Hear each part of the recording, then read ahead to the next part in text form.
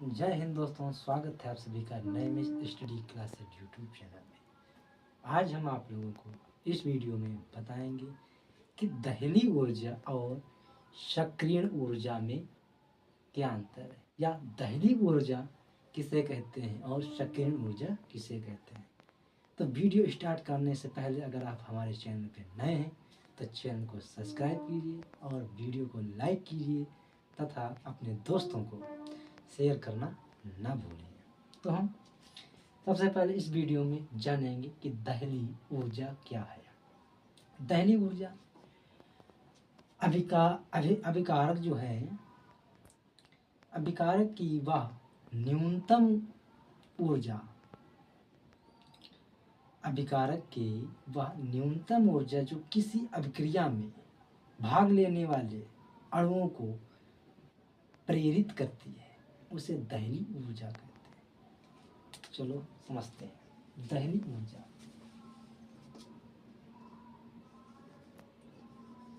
दहली ऊर्जा, दहली ऊर्जा क्या है तो इस वीडियो में जानेंगे।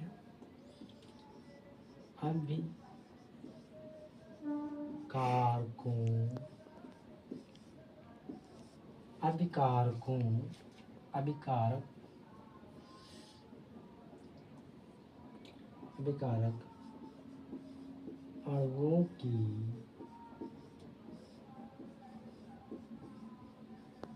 वह न्यूनतम ऊर्जा, कौन सी न्यूनतम ऊर्जा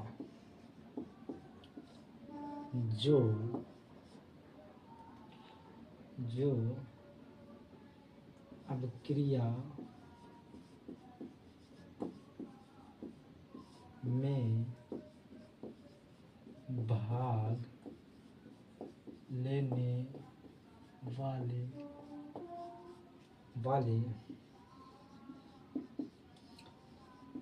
अणुओं को प्रेरित या उत्प्रेरित करती है,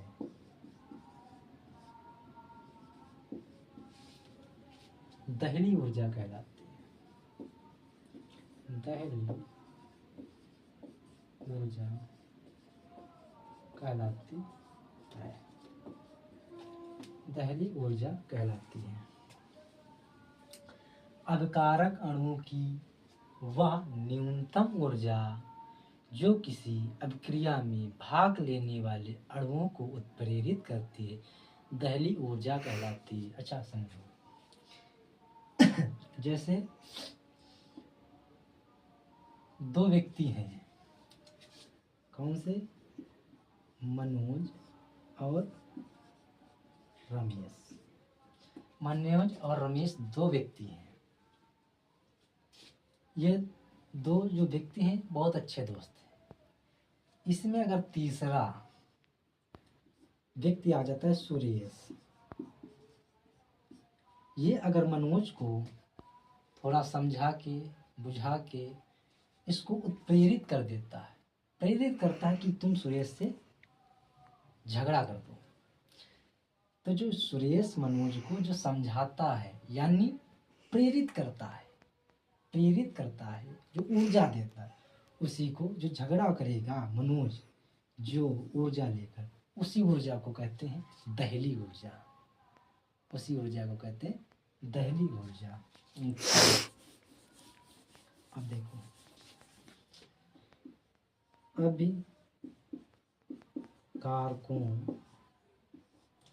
अभिकारकों के अणु में प्रारंभिक ऊर्जा तक जाने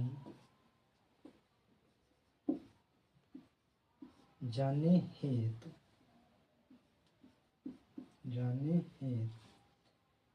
अब ऊर्जा तक जाने हेतु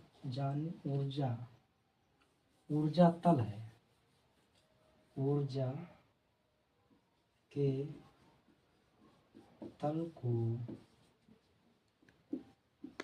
सक्रिय ऊर्जा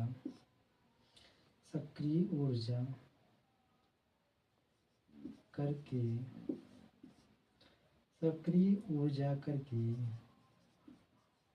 दहली ऊर्जा तक जाने हेतु आवश्यक ऊर्जा को सक्रियण ऊर्जा कहते हैं।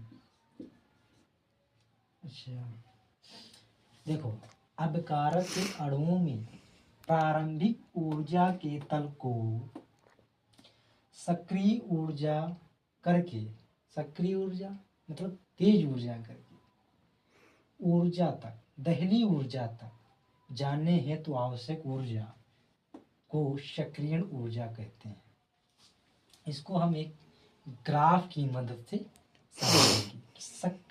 सक्रियण ऊर्जा, अभी आपको हम बताएंगे कि सक्रियण ऊर्जा का महत्व।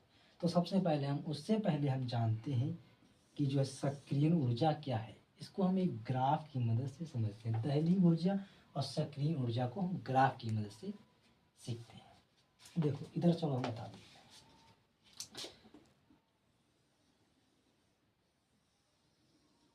ये है, ठीक। इसमें है अभिक्रिया की प्रगति,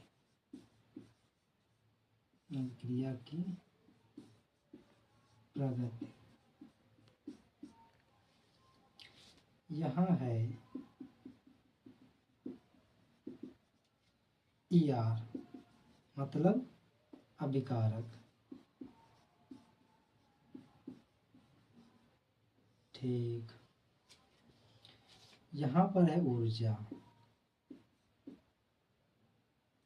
EP,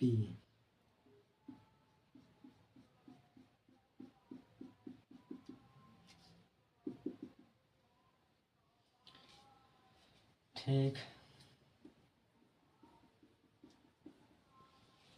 अभी यहाँ पर है ET। मान लो यहाँ से अभिकारक चला, कहाँ से, यहाँ से यूं आया, ठीक। ये आगे भी चलता जाएगा, यूं चलता जाएगा। तो जो यहाँ पर जो ये है ET, इसको क्या बोलते हैं? इसको बोलते हैं दहली ऊर्जा,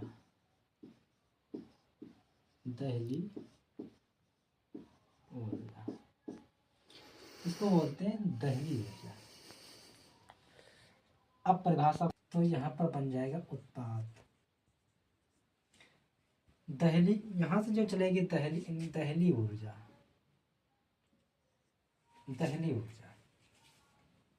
अच्छा अब देखो उत्पाद हुआ, यहाँ से चला, क्या बताने जा रहे थे। अब परिभाषा को समझो। अभिकारक के अणुओं में प्रारंभिक ऊर्जा, अभिकारक ये है, ये अभिकारक के अणुओं में प्रारंभिक ऊर्जा के तल को सक्रियण ऊर्जा कहते हैं। ऊर्जा मतलब अभिकारक के अणुओं में प्रारंभिक ऊर्जा के तल को सक्रियण ऊर्जा करके, मतलब अभिकारक के जो ये तल है इसको सक्रियण ऊर्जा करके और सक्रियण ऊर्जा करके दहली ऊर्जा तक पहुँचने जाने हेतु आवश्यक ऊर्जा क्या सक्रियण ऊर्जा कहलाती, ठीक। तो हम लिख सकते हैं, क्या लिखेंगे कि EA बराबर ET minus ER AT minus AR, मतलब कि जो सक्रियण ऊर्जा ये है, इसको निकालने के लिए हम दहली ऊर्जा माइनस अभिकारक को अगर हम माइनस कर देंगे तो जो ऊर्जा आएगी वो हो जाएगी सक्रियण ऊर्जा।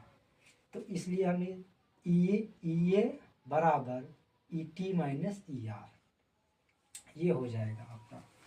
तो हमने ग्राफ की मदद से समझा। अच्छा, अगली जो हेडिंग है क्या होगी? सक्रियण ऊर्जा का महत्व। सक्रियण ऊर्जा का इसमें क्या महत्व है, हम अब अभी आपको बताते हैं। सक्रियण ऊर्जा का महत्व। सक्रियण ऊर्जा, सक्रियण ऊर्जा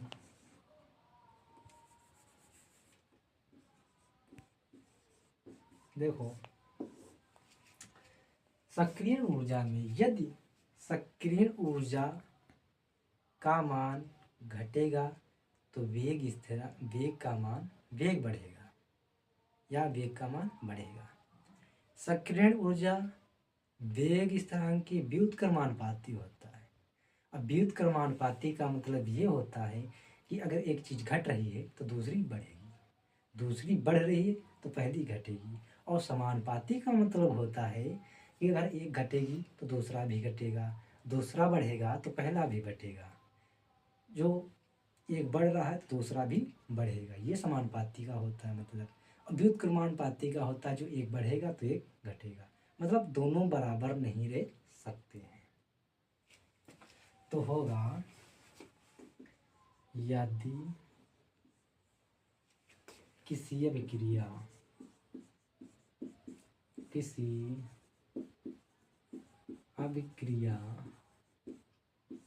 यदि किसी अभिक्रिया की सक्रियण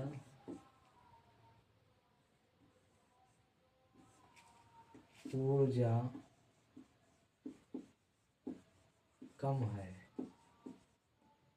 तो वेग बढ़ेगा, तो वेग अधिक होगा या वेग बढ़ेगा? वेग अधिक होगा, लिख लो, अधिक होगा। तो हम यहाँ से लिख सकते हैं कि जो है सक्रियण ऊर्जा बराबर 1/, वेग, अब क्रिया का वेग, अब क्रिया का वेग।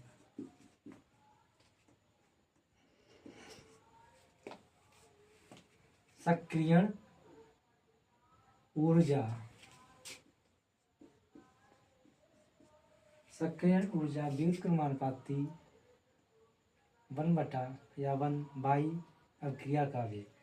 देखो, अगर सक्रियण ऊर्जा बढ़ेगी तो वेग कम होगा, अगर सक्रियण ऊर्जा कम होगी तो वेग अधिक होगा। ठीक, देखो ये तो बात हुई नंबर 1 की। ठीक, सक्रियण ऊर्जा का महत्व। तो सक्रियण ऊर्जा का महत्व जो है, इसमें पहला पॉइंट है। अच्छा, दूसरा पॉइंट क्या कह रहा है? दूसरा पॉइंट यदि कह रहा है यदि एंथैल्पी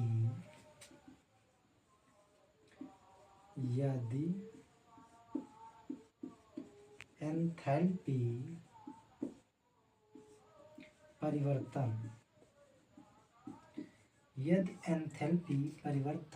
डेल्टा H है तो जो है वेग होगा पॉजिटिव होगा। तो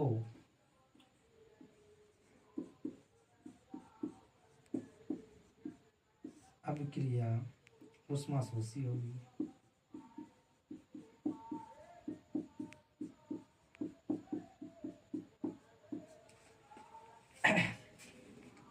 यदि एंथैल्पी परिवर्तन डेल्टा S पॉजिटिव यानी धनात्मक होगा तो अभिक्रिया ऊष्माशोषी होगी। ऊष्माशोषी समझते हो? ऊष्माशोषी का मतलब ये होता है कोई भी जो अभिक्रिया होगी वो ऊष्मा, तापमान, टेम्परेचर को अपने अंदर समेटेगी, इकट्ठा करेगी, तो उसको कहते हैं ऊष्माशोषी। अच्छा, ऊष्माक्षेपी ये होता है कोई भी अभिक्रिया अगर अभिक्रिया हो रही है तो ऊष्मा जो है बाहर निकालती, उसे कहते हैं ऊष्माक्षेपी। और जो ऊष्मा लेती है उसे कहते हैं ऊष्माशोषी। शोषी मतलब शौक रहा है, अपने आप में ले रहा है, उसे कहते हैं ऊष्माशोषी। तो ये बात हो गई 2 की। अब बात करते हैं नंबर 3 की। यदि एंथैल्पी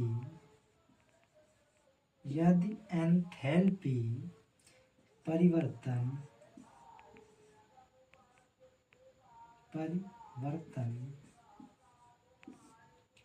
डेल्टा एच ऋणात्मक हो तो अगर पहले पॉजिटिव होगी तो ऊष्माक्षेपी होगी। अब सिंपल सी बात है, अगर ऋणात्मक होगा तो ऊष्मा जो अभिक्रिया होगी वो ऊष्माक्षेपी होगी। तो हम लिख सकते हैं अभिक्रिया ऊष्माक्षेपी होगी। अभिक्रिया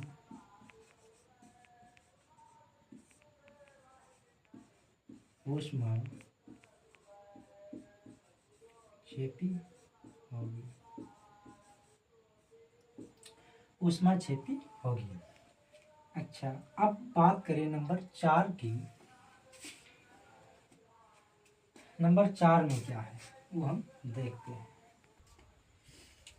चौथा पॉइंट है, यदि किसी अभिक्रिया की सक्रियण ऊर्जा शून्य है, यदि किसी अभिक्रिया की सक्रियण ऊर्जा शून्य मतलब 0 है तो ताप का कोई प्रभाव नहीं पड़ता है।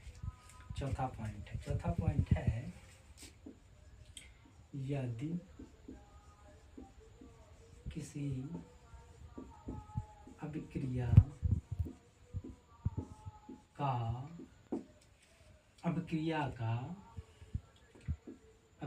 की सक्रियण ऊर्जा शून्य है तो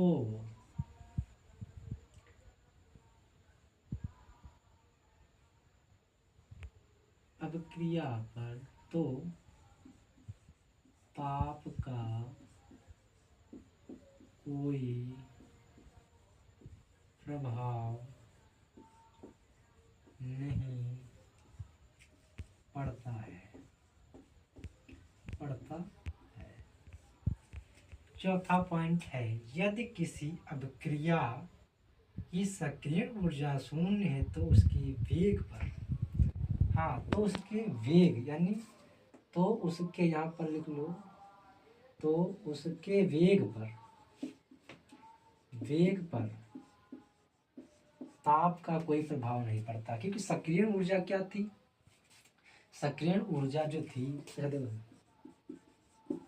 सक्रिय ऊर्जा जो थी ये अभिक्रिया की वेग के जो है क्या थी? व्युत्क्रमानुपाती थी। अभिक्रिया का वेग, अभिक्रिया का वेग यही तो सक्रिय ऊर्जा है। यही तो किसी अभिक्रिया की सक्रिय ऊर्जा शून्य है, अगर ये शून्य है तो अभिक्रिया की वेग पर ताप का कोई प्रभाव नहीं पड़ेगा, कि अभिक्रिया की वेग को जितना उसे ताप दे दिया जाए, अभिक्रिया की जो अभिक्रिया होगी उसमें कोई प्रभाव नहीं पड़ेगा। समीकरण में कोई प्रभाव नहीं आपको देखने को मिलेगा। तो हमने आपको इस वीडियो में बताया दहली ऊर्जा,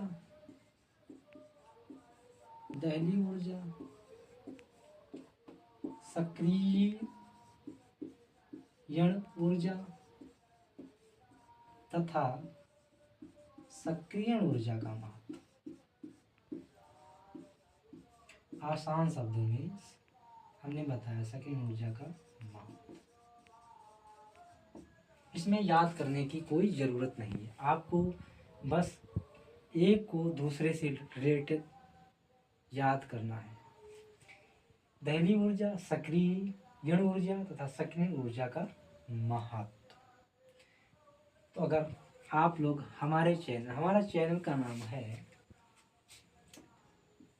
नैमिष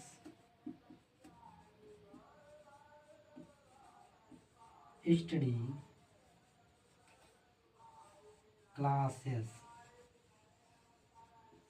अगर आप लोग इस चैनल पे नए हैं तो इस चैनल को सब्सक्राइब कीजिए, वीडियो को लाइक कीजिए और अपने दोस्तों को शेयर कीजिए। अगर आप लोगों को कोई भी डाउट हो तो हमें कमेंट बॉक्स में बताइए, हम आपको उस डाउट को दूर करेंगे। और अगली वीडियो आपको किस टॉपिक पर चाहिए वो हमें कमेंट बॉक्स में बताइए, हम उस पर भी एक अच्छी सी आसान शब्दों में ट्रिक के ज़रिए तैयार करके बनाएंगे। तब तक के लिए जय हिंद, जय भारत।